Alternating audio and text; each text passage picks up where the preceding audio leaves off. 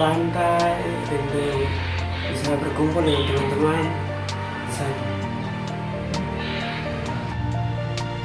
Gue kangen pulang kampung naik bus, kangen jokka bareng teman-teman, dan gue rindu sama seseorang yang jauh di sana.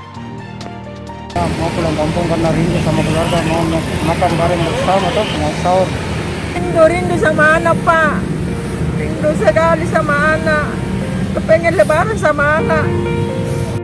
Kangen pergi tarawih, kangen bukber bareng keluarga dan teman kampus, kangen bakso lagi sama teman-teman. Jadi selama masa pandemi COVID-19 ini, rindu sekali kumpul sama teman-teman.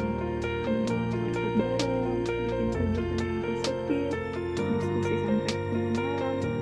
Pokoknya hal-hal sederhana yang gak bisa dilakukan dengan sekarang.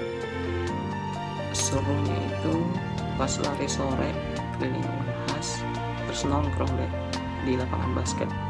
Hal yang paling membuat rindu adalah tong rindu sama tong punya keluarga, kedua orang tua di kampung halaman. Tong rindu sama suasana kampung halaman.